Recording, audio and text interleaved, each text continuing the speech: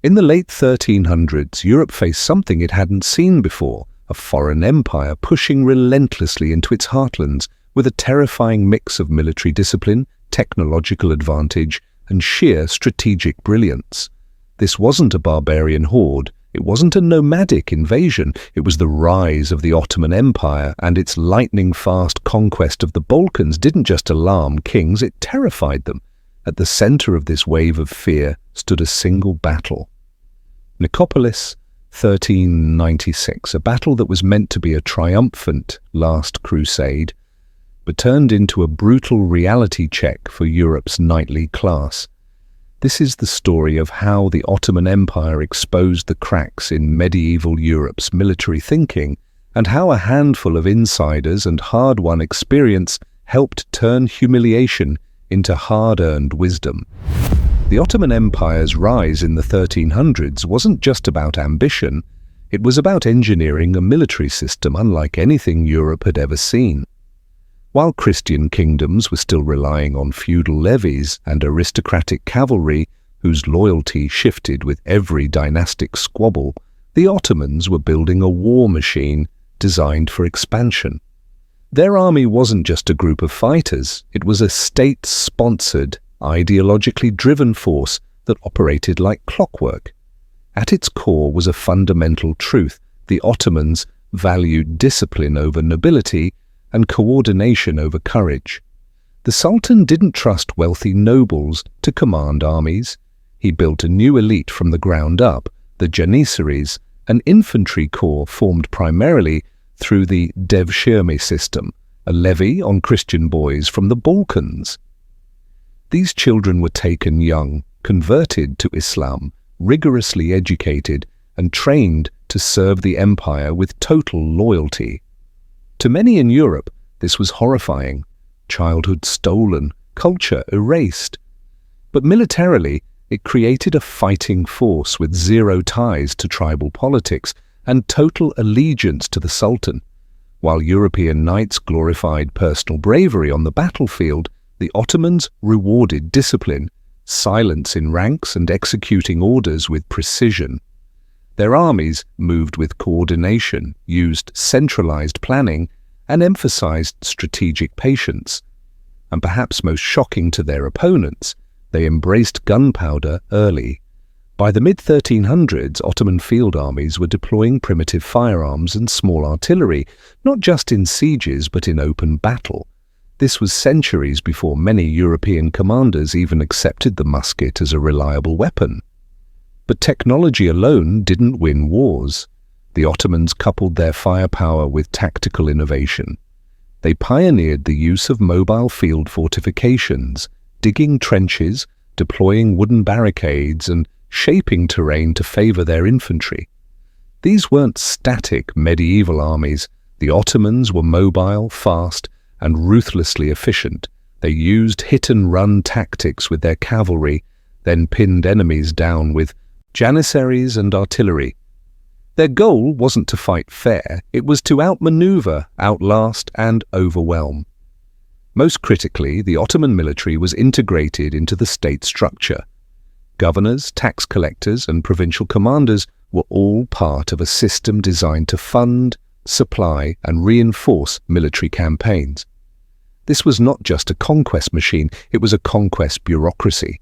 Roads were repaired to move armies, cities were fortified or resettled to hold territory. Even in newly conquered Christian lands, the Ottomans often retained local elites in exchange for taxes and peace, maintaining order while spreading fear. By the end of the 14th century, this system had swept through most of the Balkans. Bulgaria, much of Serbia, Macedonia, and parts of Albania and Bosnia fell like dominoes, not just because of Ottoman strength, but because Europe had no coordinated answer. While kings squabbled over titles and rival popes issued competing calls to crusade, the Ottoman war machine moved like a tide, methodical, adaptive, and always expanding. The shock wasn't just military, it was ideological. Europe had always seen itself as the center of Christendom, the rightful inheritor of Rome. But now an Eastern empire was demonstrating a superior model of warfare built on merit, not bloodlines, technology, not tradition. And when Europe finally rallied to confront this threat at Nicopolis, they didn't bring adaptation, they brought arrogance. In 1396, Europe thought it had a solution. After years of Ottoman expansion into the Balkans, a grand coalition was formed, a crusade, led by King Sigismund of Hungary, with support from the Holy Roman Empire, the papacy, Venice, and most famously, the French nobility, who arrived in gleaming armor, eager for glory. The army was massive by medieval standards, 20,000 to 30,000 men, including some of the finest mounted knights in Europe. They were convinced that this campaign would be quick and decisive. After all, they were facing infidels, not equals, or so they thought. As the Crusaders advanced toward the Ottoman stronghold of Nicopolis, in what is now northern Bulgaria, they ignored the advice of seasoned Balkan commanders. These men, like the Wallachians and Transylvanians, had fought the Ottomans for decades. They warned, "Do not charge blindly, let the light troops probe their defences, wait for the full army to arrive." The French knights scoffed. For them, battle was an opportunity to earn eternal honour through bold action. So, in classic chivalric fashion, they charged headlong at the Ottoman positions. But the Ottomans had prepared.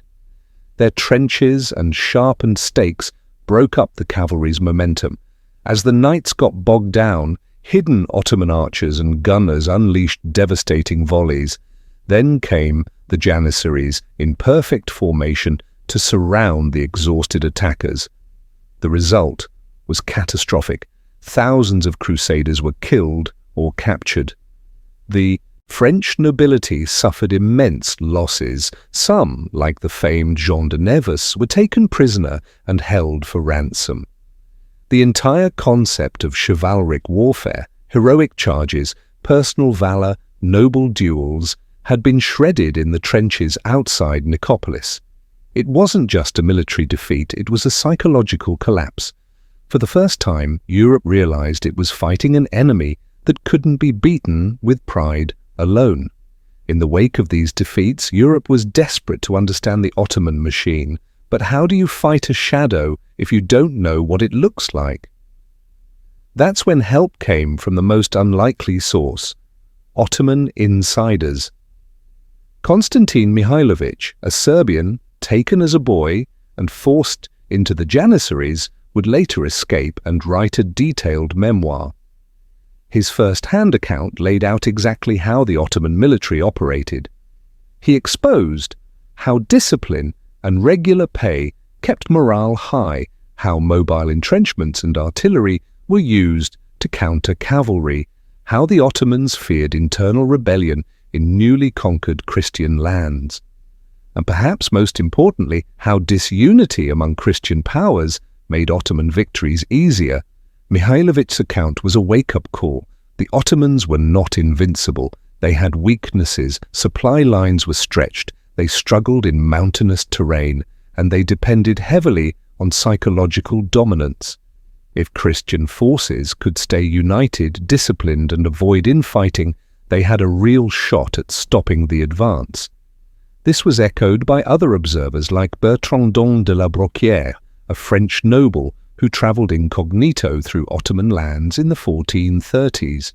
He emphasized the need for massed infantry using crossbows and longbows over flashy cavalry, strict discipline to prevent looting and alienation of local Christians, a focus on logistics and supply chains instead of glory, and maintaining religious identity as a tool of resistance. Another voice came from George of Hungary, who had also been a captive. He warned not just of military threats, but of cultural and religious ones, Ottoman attempts to convert Christian populations, slowly eroding resistance over generations.